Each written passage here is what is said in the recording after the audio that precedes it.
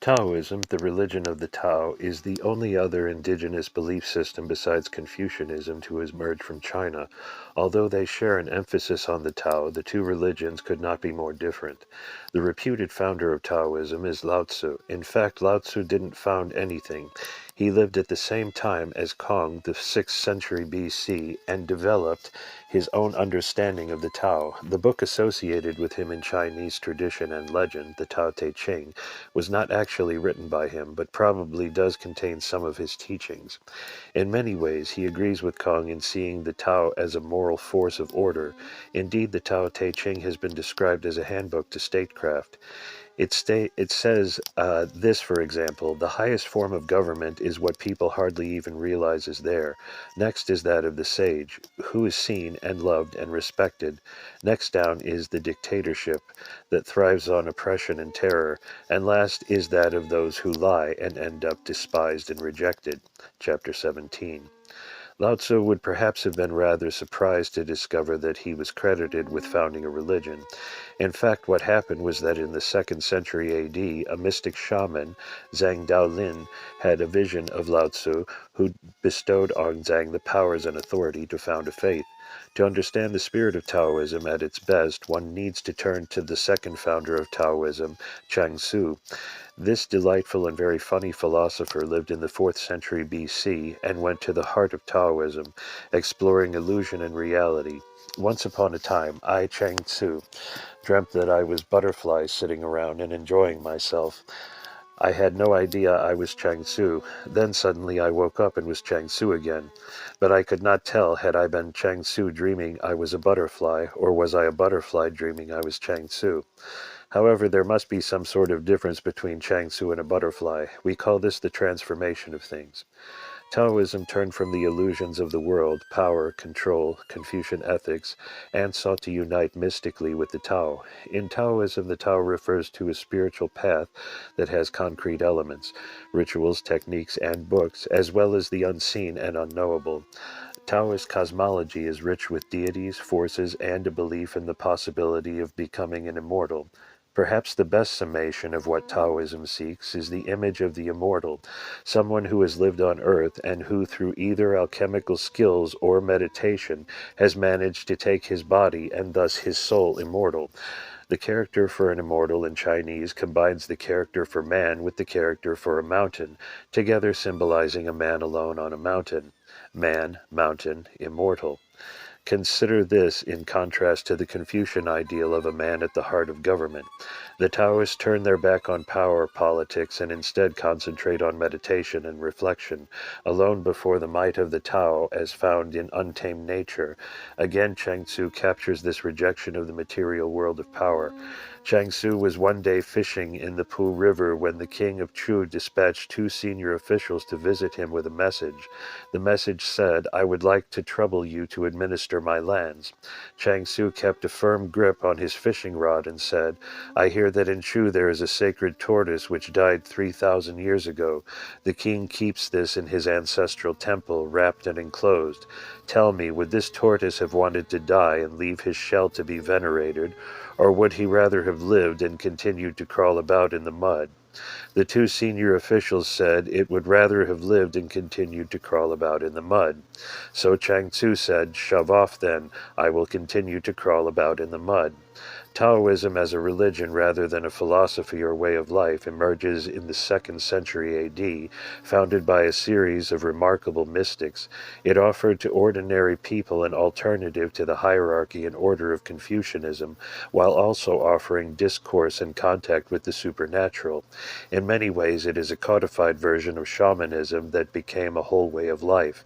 It offers an understanding of the world, the Tao, and humanity's place within it that is a very different version from that of the Confucians.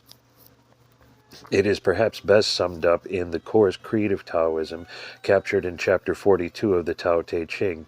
The Tao gives birth to the One, the Origin. The One, the Origin, gives birth to the Two. The Two give birth to the Three. The Three give birth to every living thing. All things are held in yin and carry yang, and they are held together in the key of teeming energy. The Tao is therefore the origin of all. In this sense, it is almost like the idea of God in Christian thought, except that the Tao has no personality, no emotions, no divinity. It simply is the ultimate principle of all and origin of the origin. The origin gives birth to the two cosmic forces, again, not deities, just forces, yin and yang. Yin is the female, the dark, damp, winter force of life. Yang is the male, the hot, dry, summer force. Together, these two forces are locked in personal combat, seeking to overcome each other. But this is impossible, for each carries the seed of the other within it. Autumn and winter are yin. Just when it seems winter will never end, spring inexorably begins. Spring and summer are yang. When it seems the heat of summer will never abate, the cool winds of autumn begin. The three are heaven, earth, and humanity. Heaven is yang, earth is yin, and humanity combines both in the pivotal position of the balancer and arbitrator between yin and yang. Human error, pride, and foolishness disturb this balance, but at our best humanity, through the rituals of Taoism, can ensure that yin and yang remain balanced and the world spins on. Qi is the life breath that every living thing has and is an active expression of Tao. Life begins when Qi enters the body. It is never added to, but is steadily used up over the course of one's life. Death comes when the store of Qi has been fully exhausted. The quest for health, healing, and even immortality is, in certain schools of Taoism, consists of trying to hold on to Qi and never use it up. Before the Tang dynasty, Taoism was viewed by the emperors as something of a problem religion. Although it was popular with many ordinary folk who periodically made demands for justice and occasionally led Taoist-inspired revolts in certain provinces, it mocked and denied the ideals of Confucianism and thus often went against the principles of the empire. Taoism was thus not considered suitable for imperial patronage, but Emperor Taizong reversed this position. While developing the Confucian hierarchy, Taizong also gave huge support to the Taoists because, as noted earlier, to overcome the fact that he was more Turkic than Chinese, he claimed to be a direct descendant of Lao Tzu. Thus, during Taizong's reign and for a few decades afterwards, Taoism was the most favored religion and expanded greatly. This is especially significant for us because of the development of the Luguantai Temple compound as a major intellectual and monastic center of Taoism under the patronage of the emperors in the 7th and 8th centuries AD. Let Boluji the poet have the final word. His poem, In Early Summer Lodging in a Temple to Enjoy the Moonlight, captures the spirit of Tang Dynasty Taoism. In early summer, with 2 or 3 more that are seeking fame in the city of Chang'an, whose low employ gave them less business than even they had since first they left their homes. With these I wandered deep into the shrine of Tao, for the joy was sought was promised in this place. When we reached the gate, we sent our coaches back. We entered the yard with only cap and stick, still and clear, the first weeks of May, when trees are green and bushes soft and wet, when the wind has stolen and shadows of new leaves and birds linger on the last boughs that bloom, toward evening when the sky grew clearer yet and the southeast was still clothed in red. To the western cloister we carried our jar of wine. While we waited for the moon, our cups moved slow. Soon, how soon her golden ghost was born, swiftly, as though she had waited for us to come. The beams of her light shone in every place, on towers and halls dancing to and fro. Till day broke we sat in her clear light, laughing and singing, and yet never grew tired.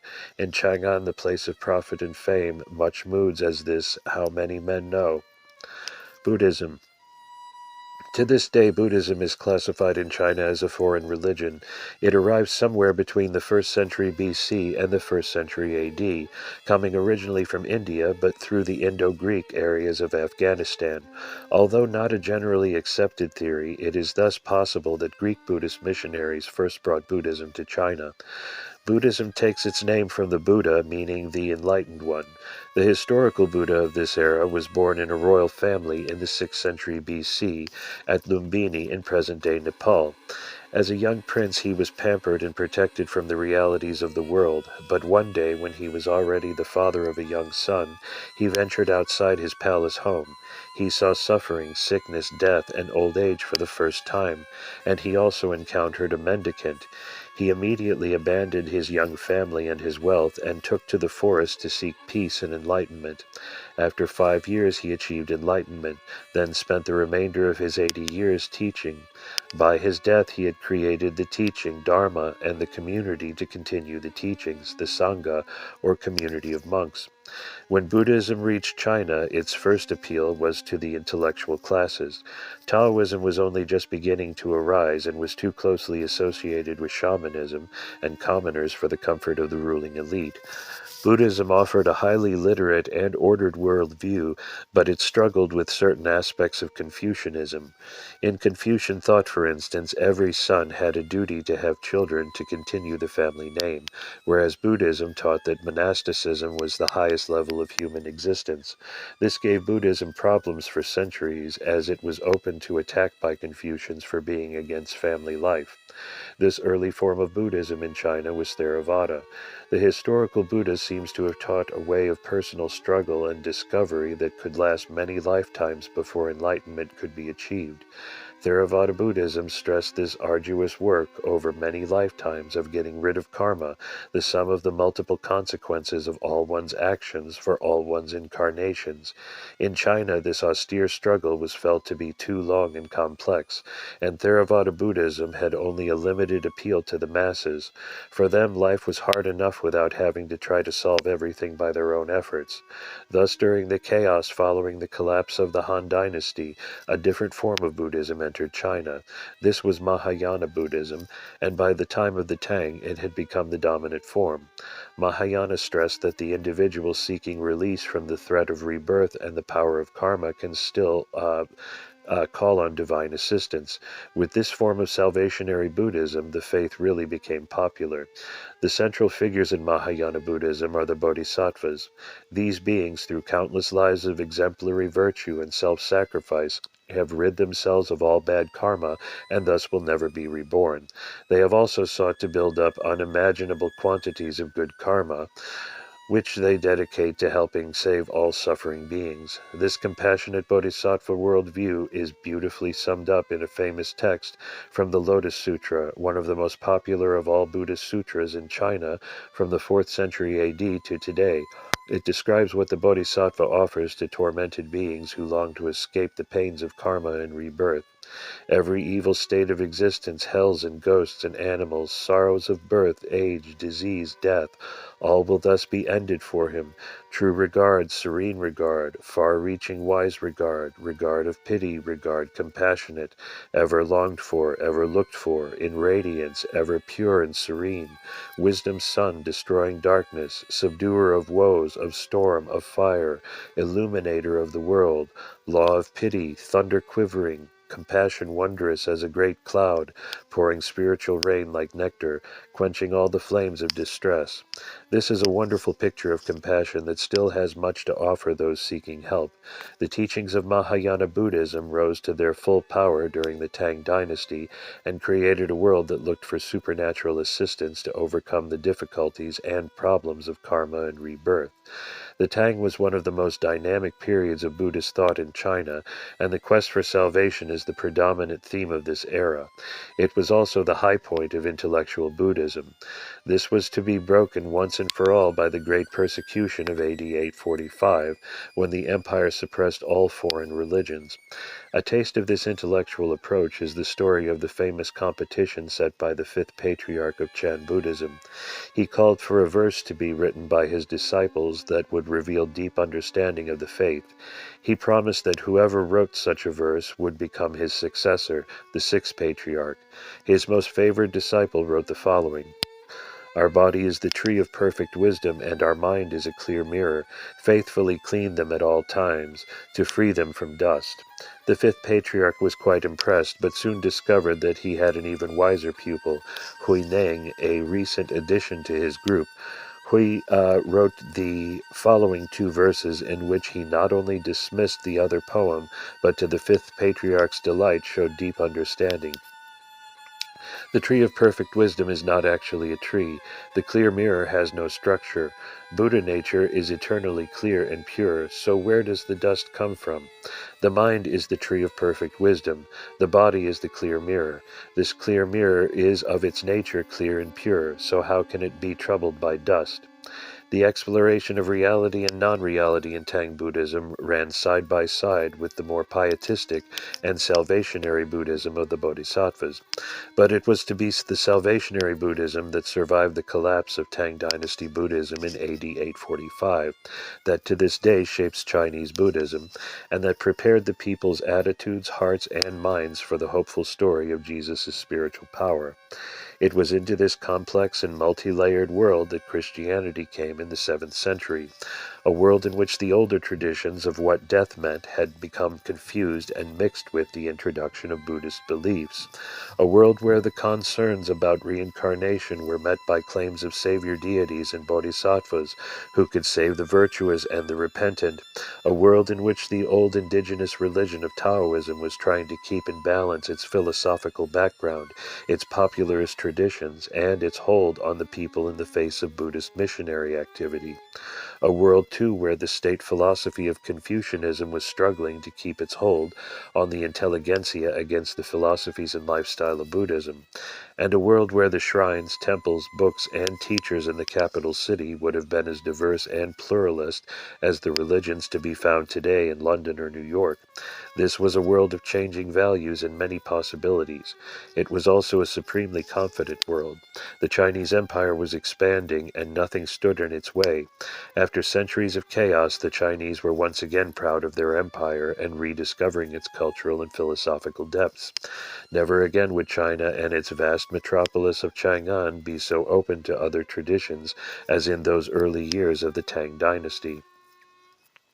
Chapter 6: The Early Church in China.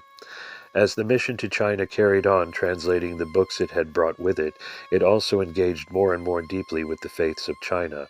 The process of adoption of Chinese metaphor and images that started with the first sutra, the Sutra of the Teachings of the World Honored One, continued apace as is clearly seen in the other three earliest sutras.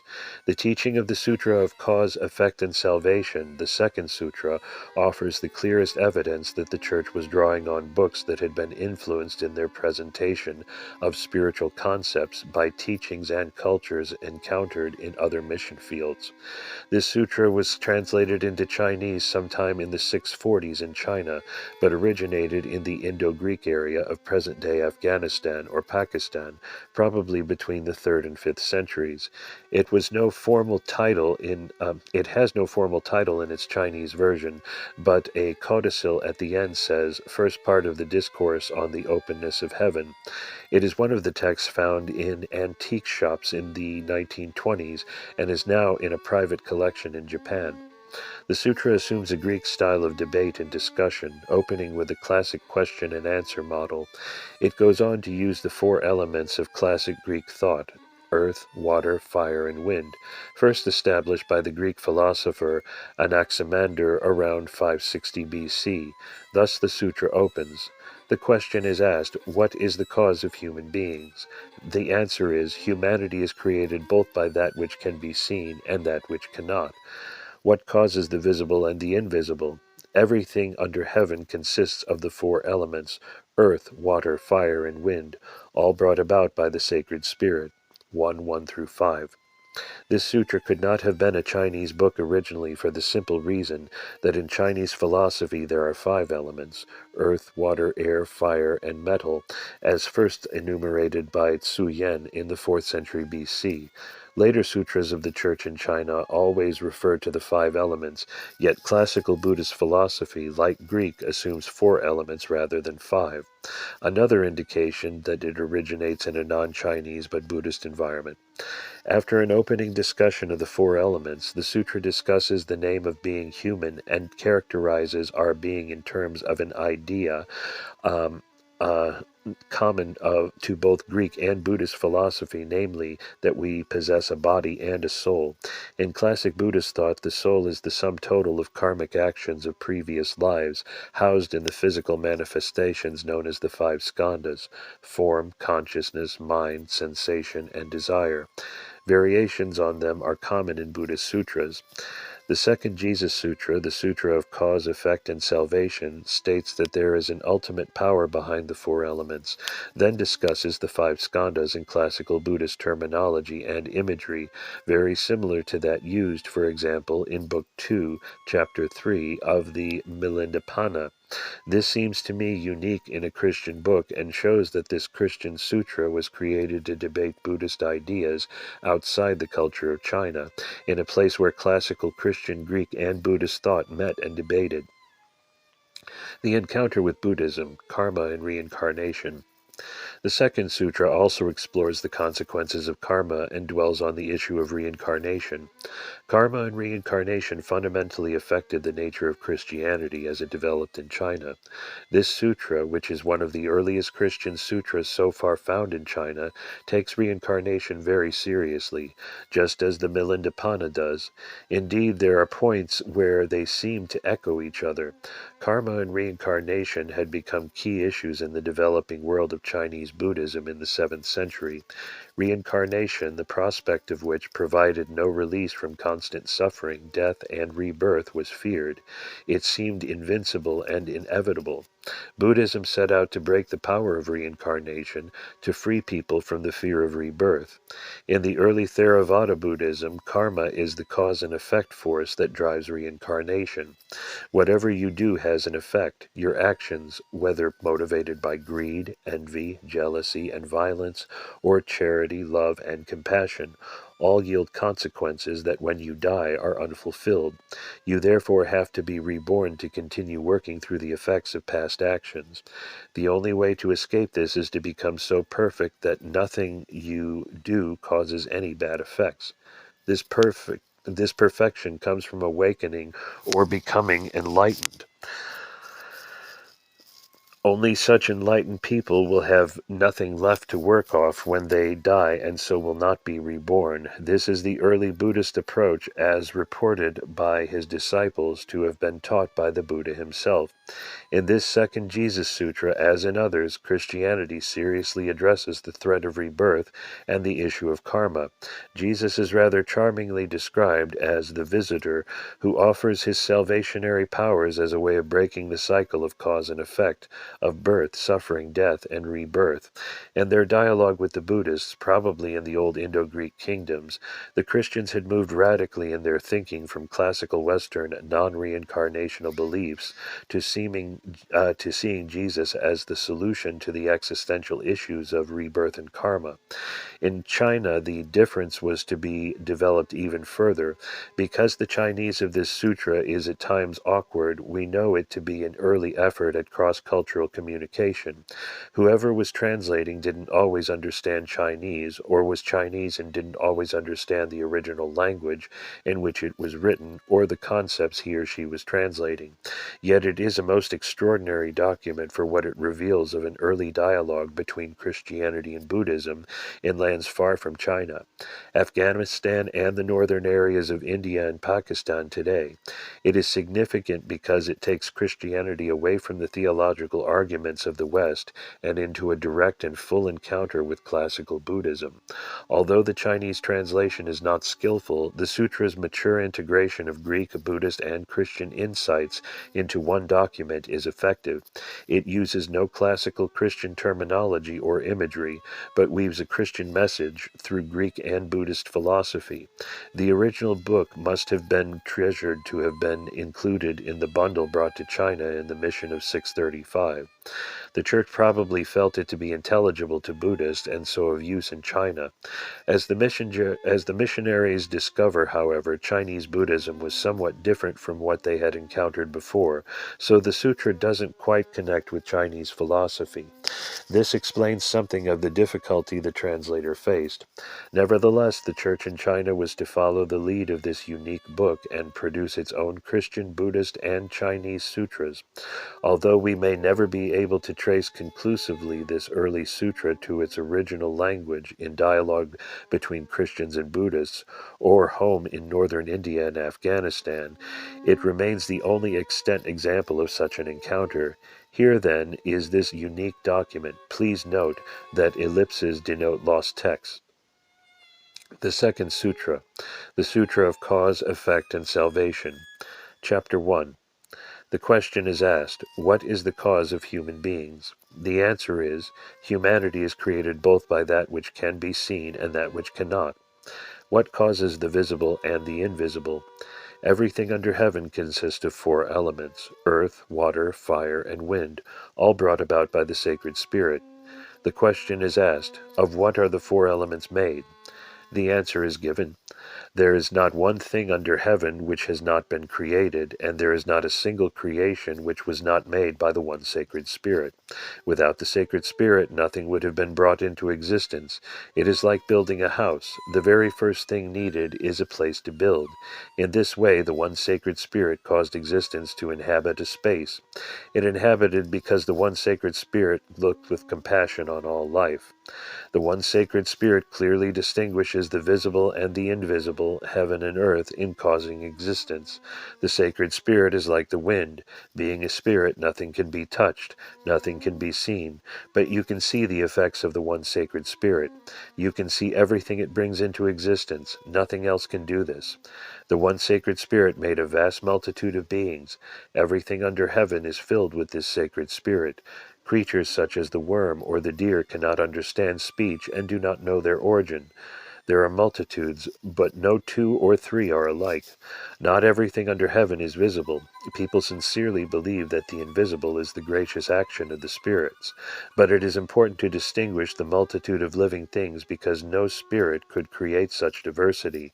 So many millions of beings, visible and invisible, each containing two characteristics created by the one sacred Spirit. All people have these two aspects. The first has no understanding of the teaching. The other does. If they were one, would there be any understanding? Without there being the two, how could the sacred Spirit create human beings? No one knows. Everything under heaven has these two qualities created by the sacred Spirit. The one sacred Spirit made the two. Everything under heaven has two natures, and everything is united under heaven. The two natures are body and sacred spirit. These two reside in all existence under heaven. It is not only heavenly spirit, it is body as well. But the body only lives for a short time, whilst the heavenly soul lives on in the power of the one sacred Spirit, and never decays. It is this power of the one sacred Spirit which animates all people. Chapter 3. The soul has 5 skandhas. These are form, perception, consciousness, action, and knowledge. Everyone can see, hear, and speak. Without eyes you cannot see. Without hands you cannot act. Without feet you cannot walk. Just as 1 and 2 are united, so is everything mutually dependent. The sun and fire are two united in one. Fire emerges from the sun. They share one nature, but without the sun there is no fire.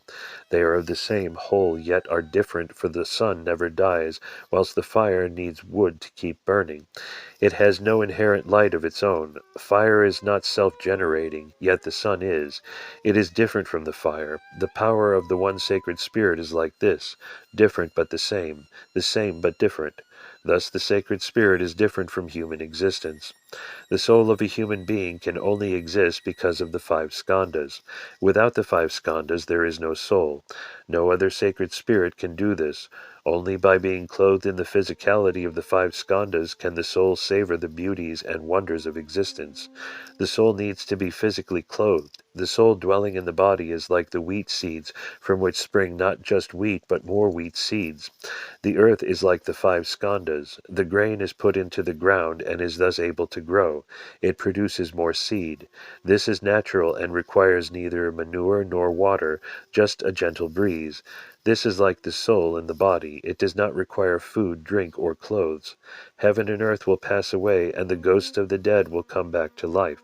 The souls of the dead will once again be clothed by the five skandhas, but this time the five skandhas will be perfected, needing no food to sustain them, no clothing to cover them. The souls will exist in complete happiness, untouched by physical needs. It will be similar to the existence and happiness of a flying immortal, or like having the knowledge to speak with powers. Everything under heaven feels happy if body and soul are happy. Such a union of body and soul creates happiness. Chapter 4. A visitor came to this world uniting body and soul. He was happy in this world without troubling his spirit. The union of body and soul was made by the sacred spirit of God. Just as flavor creates food, so the key, life breath, creates the body and the soul. All this comes from God. Venerate God, and all will be as it should be and will become clear to you. Whatever you do in life will have its karmic impact upon your soul and will affect the physical life of the soul. The visitor brought the five skandhas and the soul together and dwelt in our world. No matter how poor or inadequate the five skandhas, they will be enhanced if the soul is rich with karma. There can be no doubt that the five skandhas are dependent on the bounty on otherwise of the soul's karma. The five skandhas are like modeling clay while the soul is the sculptor. This is why soul and body together make one being. To know the sacred spirit is true knowledge, but the world does not understand this. This is not surprising because both knowledge and soul were created before the world began. They are eternal and the world is not. Knowledge and soul are as they were in the past, are now, and ever will be. So it was that we existed before existing in his mother's womb. But to change your karma, you must exist in this physical world. A person can only change his karma residue by being born again into this world. Do good, and you will live to be in the world beyond this world. The other world can be found by doing acts of karma in this life, by living properly in this world. This world is like a mother's womb in which you are shaped for the world to come. All creatures know how that karmic consequences of what is done in this life will shape the next life. All under heaven must understand this clearly. It is clear in this world. All eyes can see and can see clearly. All manner of sounds can be heard by those alert enough to do so. All kinds of fragrant smells can be smelled by those determined to do so, and all sorts of food can be enjoyed by those whose mouths can savor the tastes. Anything can be undertaken by those with hands, but in the next world, none of this is relevant.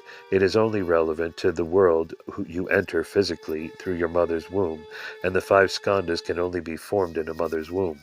This world is the only place to decide your next birth. There is no other way forward. Do good in this world to enter the next. It cannot be done elsewhere. Chapter 5. Do not worship ghosts. Virtue can only be practiced in this world. The one sacred spirit controls everything, and you should do as the spirit demands. Do good deeds in this life. This is the only world in which you can perform good karma.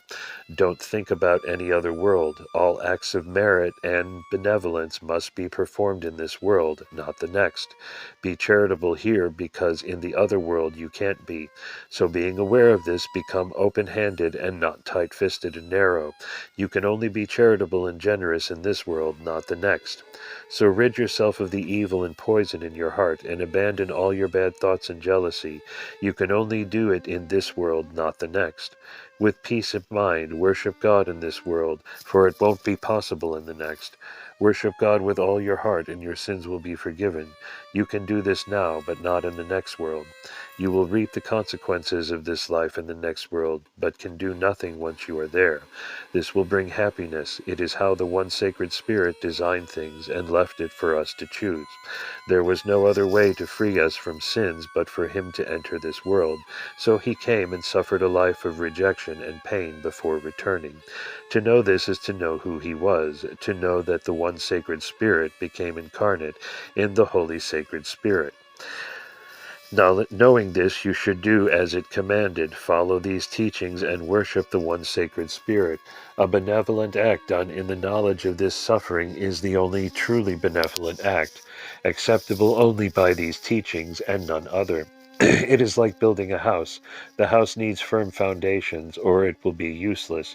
If people wish to be virtuous, they should follow the commands of the one and only sacred Spirit. Understand that the one sacred Spirit presides over all existence, to be venerated. Strive to do what is right and be grateful for the grace you have received. To sing praises, to chant and worship, and encourage others to do so is highly virtuous. Always do good and keep your heart pure.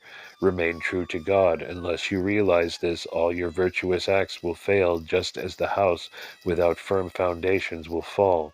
As soon as the wind blows, the house is gone, but built on firm foundations, not even the strongest wind can conquer. Thus, a virtuous deed done without understanding of God fails. In order to see the one sacred Spirit, people must keep themselves pure in heart, and, as an act of grace, all will become clear. The five skandhas are all different, yet the five skandhas with body and soul are all as one. They all become strong and worship the one sacred Spirit for their creation and for the image they have been made in, pray and worship for eternity. All plants have a time of growth and harvest according to the seasons. Spring and autumn, winter and summer, all follow one another, and the 4 seasons shape the year. Day and night form the cycle of 12 days of the 12 characters cycle. This refers to the traditional Chinese system of using the 12 animal signs as names for the days in 12-day or year cycles. This happens through the benevolence of the one sacred Spirit who is holy. The wisdom of God is without origin. It is changeless and immutable. It is naturally so. Chapter 6. The law and teachings of the one sacred Spirit are better than any from our earthly rulers, who call themselves sons of heaven. Ordinary people and those of Jewish faith know about opponents. Evil spirits try to lead people away from the true course. They make them unable to hear or see the truth. People thought they knew what to do from the teachings of other spirits and deities. They did what seemed right, but they were easily confused and drawn into evil by bad spirits. They did not know how to find the true center. It is like someone who copies the good actions of other people, but has no understanding of what or why he is doing it. So it is with those who do not know the sacred Spirit. They can never have good fortune. They are like animals on all fours, and their hearts are no better than such a beast's. Thus they cannot comprehend, and because there is no true discernment or understanding, they can find no chance of compassion, of release. Knowing this, one can see why animals cannot comprehend and do not worship the one sacred Spirit. They do not make sacrifices. Evil spirits cause evil deeds. These evil spirits are truly evil. There are none better at leading foolish people astray than the evil spirits, who entice them with from the true path. Some foolish people carve wood or stone and call it a sacred spirit, and this is why the evil spirits are called the enemies of humanity.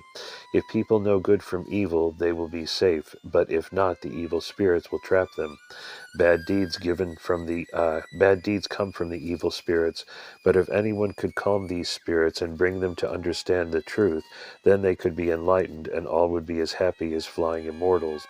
The evil ones turn to the path of evil. Then there are the foolish ones who, despite knowing what is right, do evil acts. Such people are no better than the enemies of humanity, and are foes of the one sacred Spirit and the people. By such actions they are cast out. They lose their true home and are sent to the region where evil dwells. Thrown out of the 3 places, they dwell with the spirits. The leader of these is the one known as the cruel evil ghost, Satan, who is who is the name foreigners give to the most powerful of evil spirits. The effect of the evil ghost spirits' force is to turn people from the true way. Those who follow the ways of the spirits are called scions of the ghosts. They are like malignant spirits who turn people to the evil way. Thus they are cast out from heaven. Evil forces blow across the world, threatening all.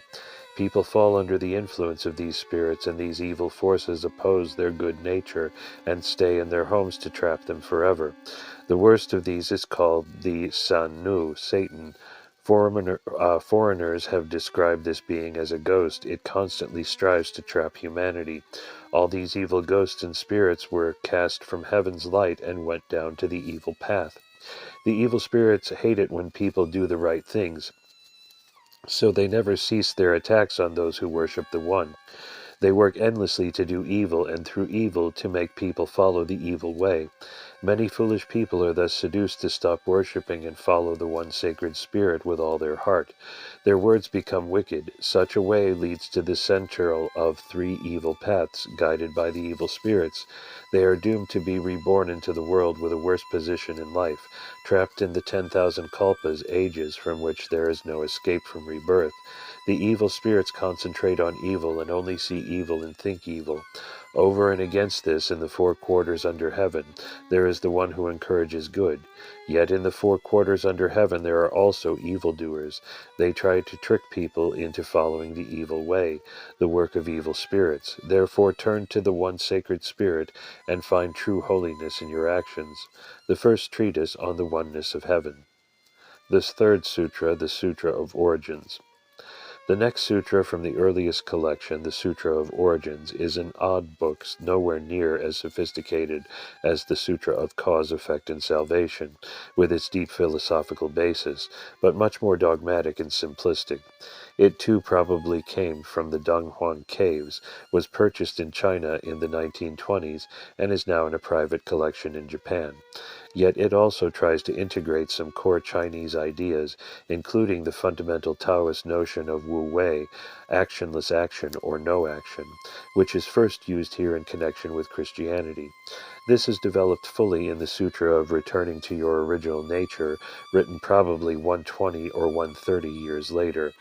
The Sutra of Origins illustrates the need that Christianity had to try to answer core questions by drawing moderately successfully on key terms gleaned from the culture around the Church. Its earnestness seems to speak of a worthy text prepared for a critical emperor. Chapter 1. Every living thing comes from the one sacred spirit. Everything originates in the one sacred spirit. All that can be seen is created by the one sacred spirit. So it is that we know all is created by one sacred spirit. Everything visible and invisible is caused by the one sacred spirit. From this we can see that all that exists has its origin quite clearly in the one sacred spirit. Because of this, heaven and earth are stable and nothing changes. Heaven has no need of support to stop it falling down. If it wasn't for the one sacred spirit, how could it stand? If the one sacred spirit was not, what would help heaven and earth firm? What would keep heaven and earth firm? This shows how the one sacred spirit has truly mysterious powers. No tent pole holds up heaven, yet heaven cannot remain where it is by itself. It does so because of the one sacred spirit's power. Were we to see the tent pole supporting heaven, we would believe in the one sacred spirit's powers. In fact, it is the one sacred spirit at work. Chapter 2. Humanity is seen as dwelling between heaven and earth, yet humanity is restless. Indeed, the world is a restless place. Trying to find security in this world is like looking for calm waters, but where can such calm waters be found? When the wind is still and the earth doesn't shake or fall, we can see nothing moving, yet the one sacred spirit is at work. It is like an archer. We see the arrow fly and fall, but cannot see the archer himself. Even though we cannot see the archer, the flying arrow tells us there must be one. It is the same with the one sacred spirit.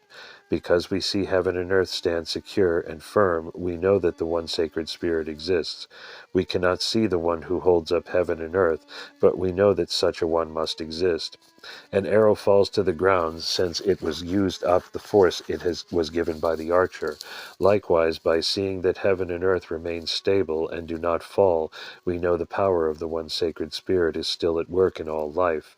Heaven and earth exist because of the one sacred Spirit. This is not the work of any other spirit. No one can see the sacred Spirit, but there are two aspects. These can be compared to having hands and feet, one on the right, one on the left, two up, two down, with no difference between them. That is what it is like with the two aspects.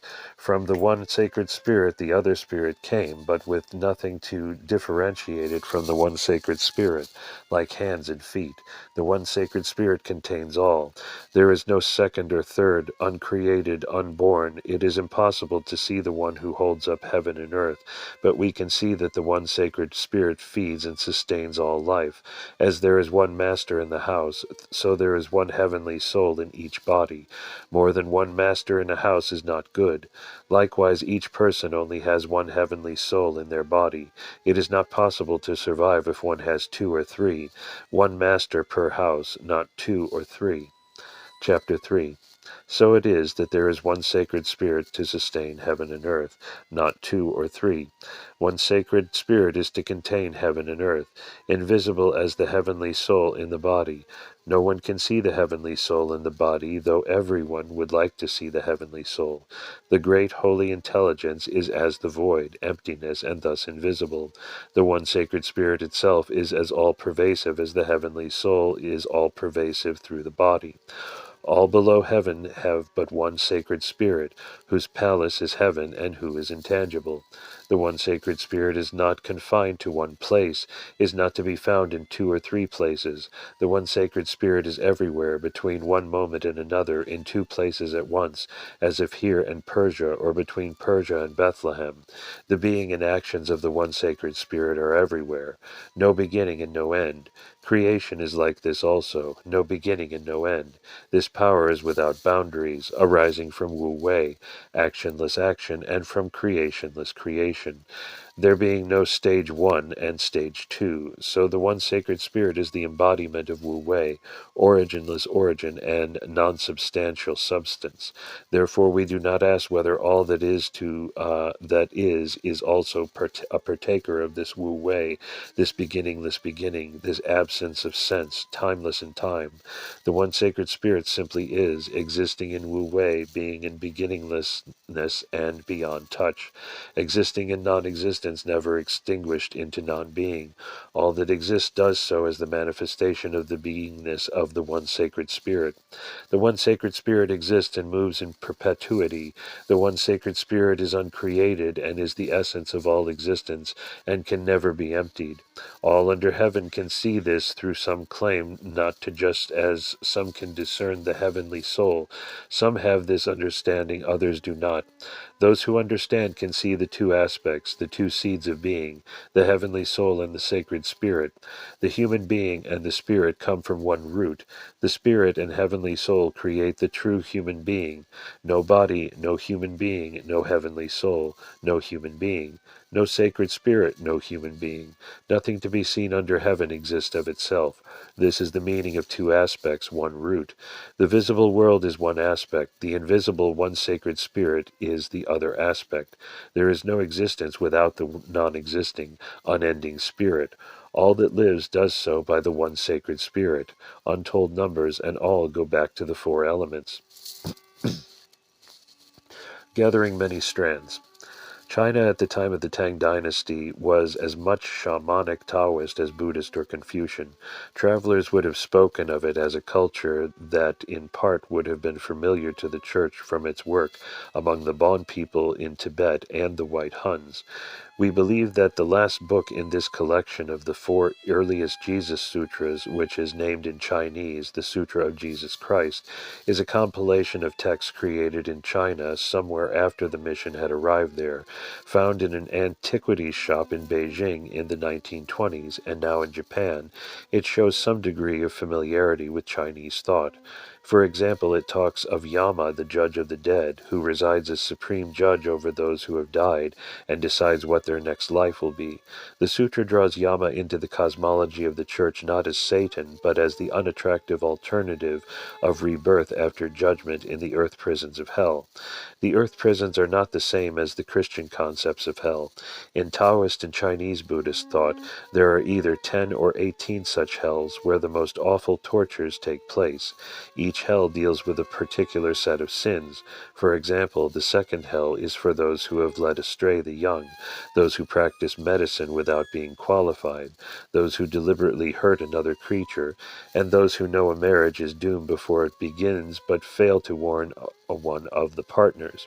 The punishments are horrific, being hacked to pieces but put together again, and then hacked apart again for years, being stretched on a rack, being dunked in boiling water time and time again, being forced to climb trees whose leaves are as sharp as swords, being constantly gnawed by wolves. However, the torments do end when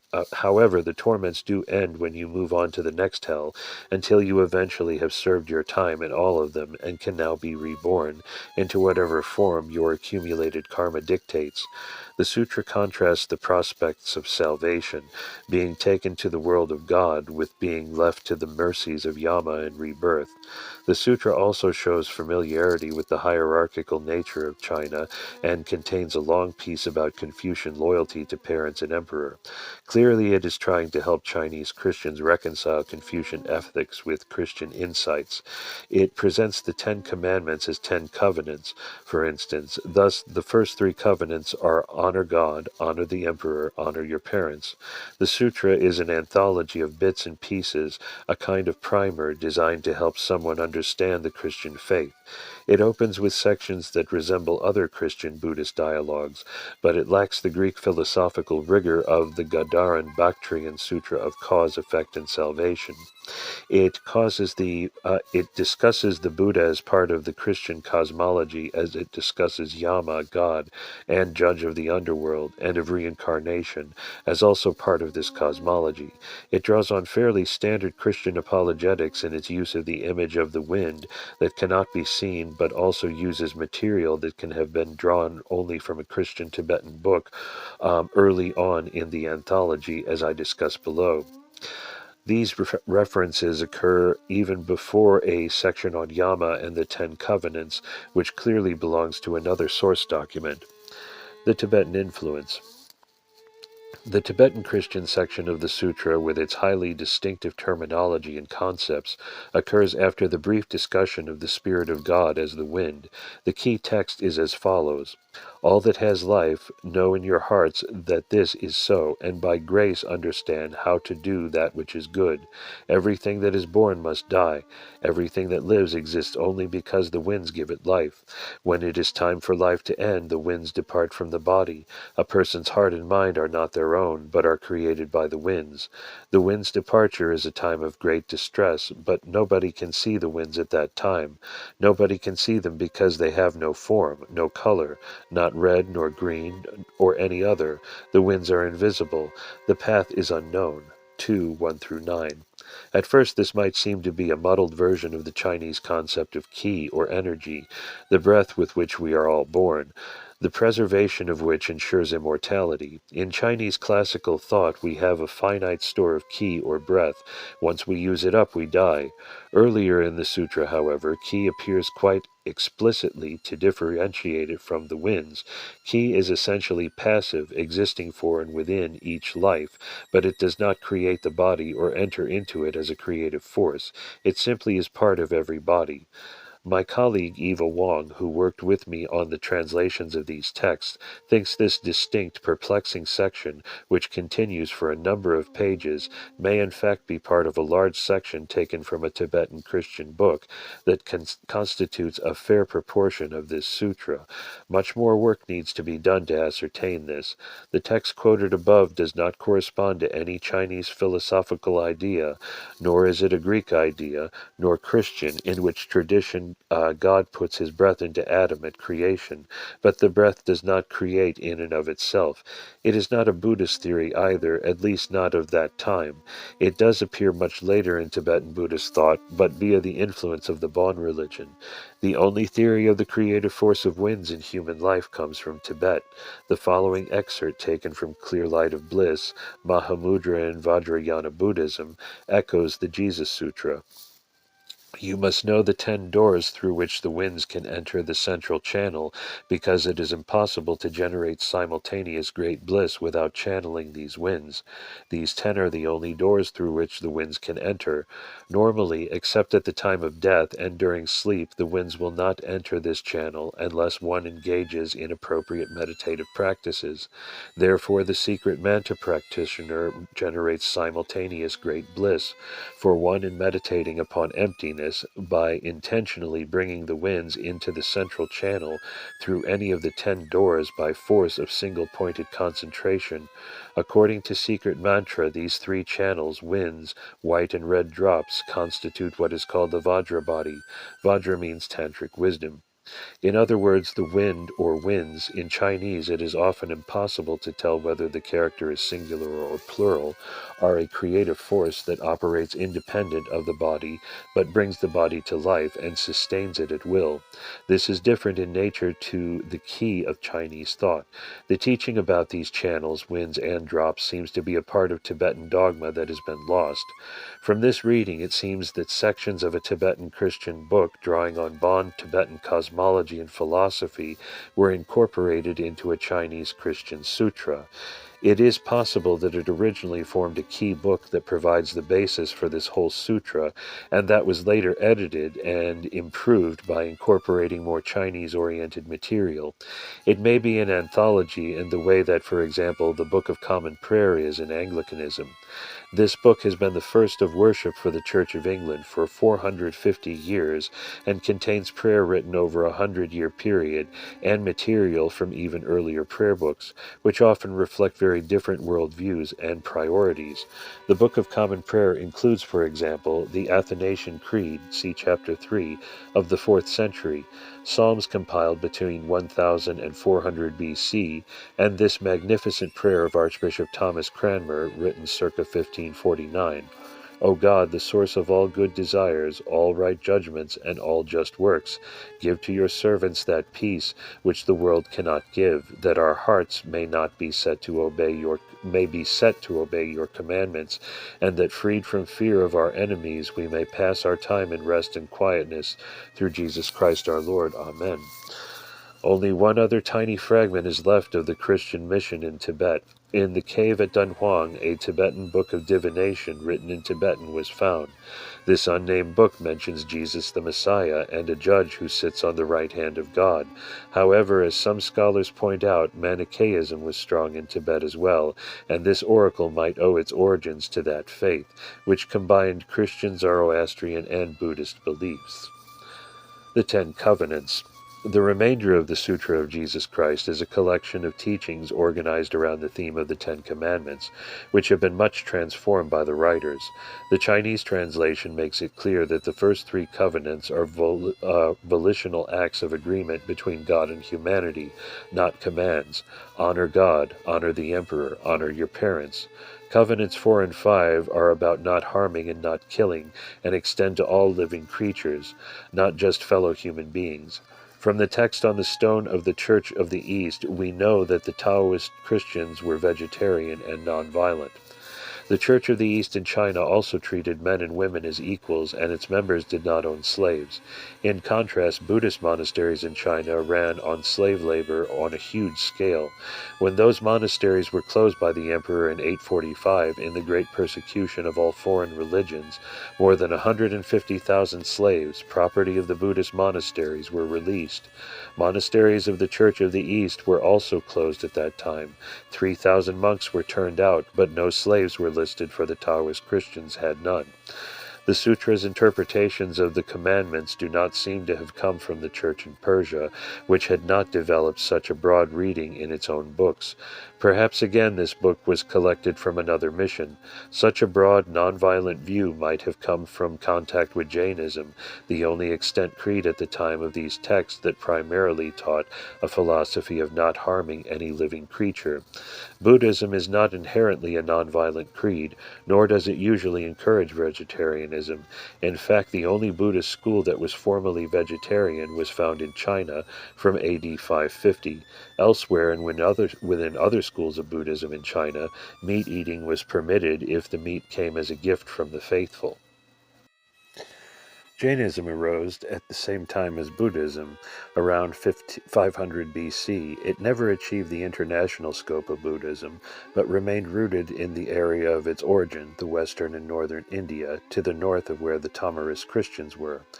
There was considerable trade and travel between the Jain and Taoist communities, but we have no idea whether books emerged from dialogue with this profound ancient tradition, nor do we know if there was any contact in India with Vaishnavism, the Hindu tradition of devotion to Vishnu, which also taught strict vegetarianism. Whatever the origin of this remarkable reworking of the Ten Commandments, it shaped the actual life of the Church in China by banning slaves and banning the taking of any life. It resulted in the only officially vegetarian branch of the Christian Church ever to have existed. The remaining covenants are fairly faithful versions of the original commandments, namely prohibiting adultery, stealing, coveting your neighbor's belongings, and bearing false witness. Compare the list with the original Ten Commandments found in Exodus and the second version in Deuteronomy. The list of covenants ends with what can be seen as further expansions of the traditional Last Commandment, which was followed by a collection of Jesus' sayings simplified for preaching, and that reiterate the ban on the taking of life. The final text, incorporated in this anthology, is a version of the story of Jesus that resembles the fuller version given in the Sutra of the Teachings of the World Honored One. We can tell we have moved to another text because a different name is used for the Holy Spirit, Cool Breeze. This looks to be a version taken from the Teachings of the Apostles, the compilation of the life and teachings of Jesus described in chapter 2.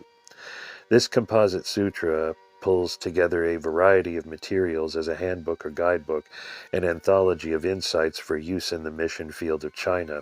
We know it is a composite by its lack of internal editing and the inconsistency in its terms. It offers a profound insight into a church that was gaining in confidence and influence, and is perhaps the most important collection we have of fragments of older Christian texts from Tibet and India. The text breaks off due to damage to the only copy extant in the midst of the extract from the teachings. The Ten Commandments in Exodus 21 through 17. You shall have no gods except me. You shall not take yourself a carved image or any likeness of anything in heaven or on earth beneath or in the waters under the earth. You shall not bow down to them or serve them. For I, Yahweh your God, am a jealous God, and I punish the father's fault in the sons, the grandsons, and the great-grandsons of those who hate me. But I show kindness to thousands of those who love me and keep my commandments.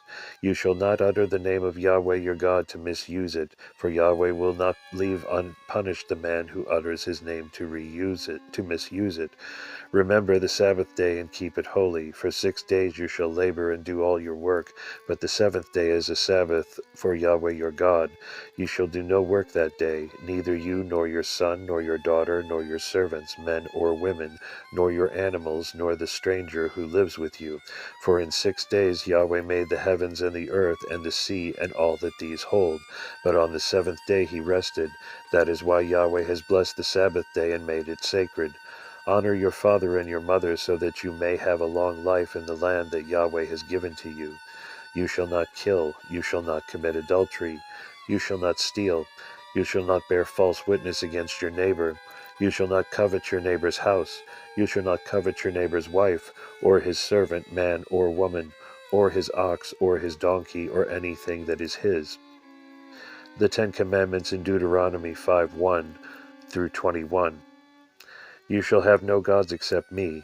You shall not make yourself a carved image or any likeness of anything in heaven or on earth beneath, or in the waters under the earth. You shall not bow down to them or serve them. For I, Yahweh your God, am a jealous God, and I punish the father's fault in the sons, the grandsons, and the great-grandsons of those who hate me. But I show kindness to thousands to those who love me and keep my commandments. You shall not utter the name of Yahweh your God to misuse it, for Yahweh will not leave unpunished the man who utters his name to misuse it. Observe the Sabbath day and keep it holy, as Yahweh your God has commanded you. For 6 days you shall labor and do all your work, but the seventh day is a Sabbath for Yahweh your God. You shall do no work that day, neither you, nor your son, nor your daughter, nor your servants, men or women, nor your ox, nor your donkey, nor any of your animals, nor the stranger who lives with you. Thus your servant, man or woman, shall rest as you do. Remember that you were a servant in the land of Egypt, and that Yahweh your God brought you out from there with mighty hand and outstretched arm. Because of this, Yahweh your God has commanded you to keep the Sabbath day. Honor your father and your mother, as Yahweh your God has commanded you, so that you may have long life and may prosper in the land that Yahweh your God gives to you. You shall not kill, you shall not commit adultery, you shall not steal, you shall not bear false witness against your neighbor, you shall not covet your neighbor's wife, you shall not set your heart on his house, his field, his servant, man or woman, his ox, his donkey, or anything that is his. The Fourth Sutra, the Sutra of Jesus Christ, Chapter 1. At this time the Messiah taught the laws of God, of Yahweh. He said, there are many different views as to the real meaning of the sutras, and on where God is, and what God is, and how God was revealed. The Messiah was orbited by the Buddhas and Arhats, disciples of the Buddha who have attained semi-divine status. Looking down, he saw the suffering of all that is born, and so he began to teach. Nobody has seen God. Nobody has the ability to see God. Truly, God is like the wind. Who can see the wind? God is not still, but moves on the earth at all times. He is in everything and everywhere. Humanity lives only because it is filled with God's life-giving breath. Peace comes only when you can rest secure in your own place, when your heart and mind rest in God. Day in, day out, there you exist in contentment, open to where you may be led. God leads the believer to that place of contentment and great bliss. All great teachers such as the Buddhas are moved by this wind, and there is nowhere in the world where this wind does not reach and move. God's palace is in this place of peace and happiness, yet he knows the suffering and actions of the whole world. Everyone in the whole world knows how the wind blows. We can hear it but not see its shadow. Nobody knows what it really looks like, whether it is pleasing to look upon or not, nor whether it is yellow, white, or even blue. Nobody knows where the wind dwells. God's sacred spirit force allows him to be in one place, but where it is nobody knows, or how to get there. God is beyond the cycle of death and birth, beyond being called male or female. God made both heaven and earth. God's sacred spirit force has never been fully manifested. This power can grant longevity and lead to immortality. When people are afraid, they call upon Buddha's name. Many folk are sadly ignorant. God is a sacred spirit force. God is always beside the believer. There are the sutras. People say they know who God is, but they do not. It is in Buddha's nature to bestow grace, and with this grace comes also a deep, clear understanding that lifts us above folly. This way anybody can attain heaven, even if he is not a scholar. The sacred spirit power of God works in everybody, bringing all to fullness. All existence is an act of grace. Every physical form is created. God has brought everything into being. Everything is born, dies, and decays, returning into the earth and continued suffering. Chapter 2. All that has life know in your hearts that this is so, and by grace understand how to do that which is good. Everything that is born must die. Everything that lives exists only because the winds give it life. When it is time for life to end, the winds depart from the body. A person's heart and mind are not their own, but are created by the winds. The wind's departure is a time of great distress, but nobody can see the winds at that time. Nobody can see them because they have no form, no color, not red or green or any other. The winds of life are invisible, the path is unknown. Similarly, people want to know where God is. The path is unknown, and so it is impossible to see God. Only the virtuous can enter into the presence of God, can see God. It is not possible for everyone to see God. Those who are blessed and fortunate can feel God close by, but those who do evil will remain sunk in evil. People must first understand that God cannot be seen, and never has been seen. So the question arises, how can anyone practice the correct way to be blessed? If they avoid the way of earth, of hell, they can attain the way of heaven. However, even if they do attain the way of heaven, it is still easy for them to sink into the way of evil again. If what they do does not show wisdom, then they are not following the way of heaven. All that lives regard this grace well. There is a very great distance between heaven and earth. Some lives are shaped by evil. Those who put their souls into serving the nation receive much wealth as a reward, but those who live wicked lives, not doing what is ordered by the power of heaven, will never achieve success as a good post. Instead, they will be exiled to die in ignominy. Is this not the power of heaven? All such evil stems from the first beings and the disobedience in the fruitful garden. All that lives is affected by the karma of previous lives. God suffered terrible woes so that all should be freed from karma, for nobody is beyond the reach of this Buddha principle. Those who do good will be blessed and fortunate, but those who do evil will suffer.